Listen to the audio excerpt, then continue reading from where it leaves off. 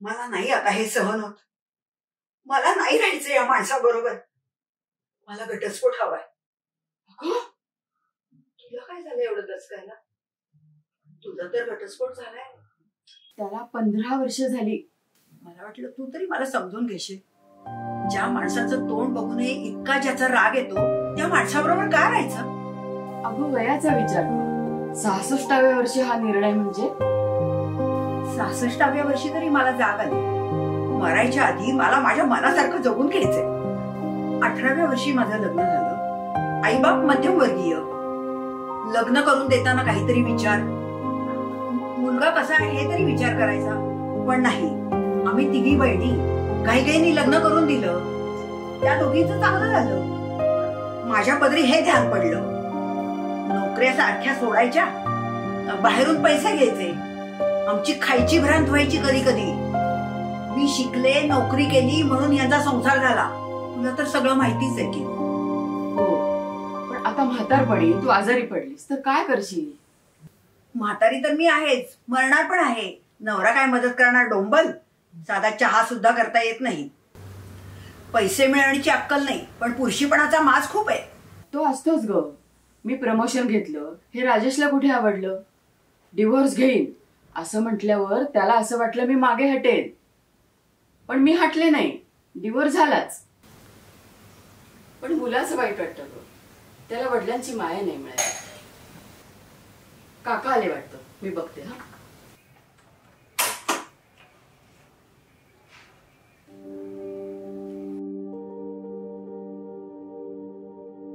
Hello. ओळख विसरत काय मॅडम? नाही, आता तुम्ही इथे याल असं वाटलं नाही मला. हो, एकेकाचे सख्खे शेजारी आपण त्यांचे, आपल्या सुखदुःखाचे साक्षी. लग्न ते घटस्फोट सगळा प्रवास पाहिला त्यांनी, आणि आता आपल्याला त्यांचा पाहावा लागतो.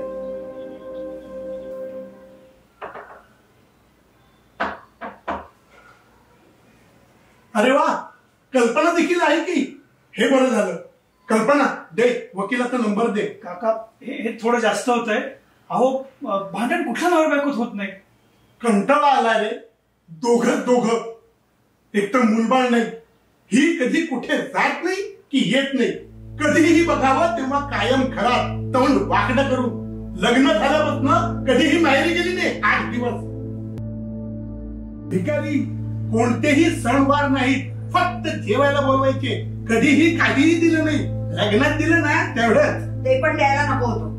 त्यांना भिकारी म्हणता? तुमची श्रीमंती काय उतू चालली होती? मी नोकरी केली नसती ना तर अवघड होतं. आता वाद घालून उपयोग नाही. खरंय. हो ना, किती वर्ष वाद घालणार. वेगळं झालेलं बरं. हिला वाटतं आम्ही वेगळं झालो तर मी उपाशी मरेन. हिला पेन्शन आहे ना. काही काय काका, अहो तुमची पण कामं चालू असतात की. आमच्याजवळ पैसे जास्त नव्हते, पण इतक्या सगळ्या माणसात आईने एक कुत्रं पाळलं होतं. स्वतःच्या पानातली पोळी घालून ती त्याला जगवायची. कुत्र्याच्या मावतीने मरेन, पण ह्या बाईचं तोंड बघणार नाही. सगळा वांझ संसार. डॉक्टर टेस्ट करायला बोलवत होते, का नाही गेलात? काका शांत व्हा. तुम्ही थोडा पुढचा विचार करा. घरातला माणूस सांभाळतो तसं कोण सांभाळणार आहे? अहो काही दुखलं खुपलं तर उपकार नको कोणाचे. मला पण या माणसाबरोबर नाही राहायचं. काकू, तुम्ही येता का माझ्या घरी 4 दिवस राहायला बदल म्हणून? जा घेऊन तिला. माझेही 4 दिवस चांगले जातील. तुमची परवानगी विचारताय कोण? अहो नाव लावताय ना माझं. अजून लग्न झालंय आपलं. तेच तर मोडायचंय. घटस्फोट घ्यायचाय. अंडू करायचंय मला. अंडू.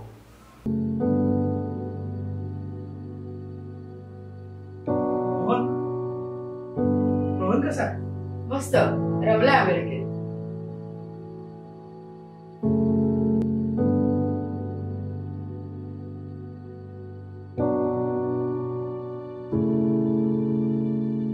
जाताना भेटून जाऊन सांगितलं होतं.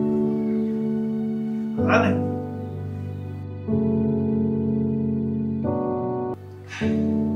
आजकालची मुलं ऐकत नाही, हट्टी असतात.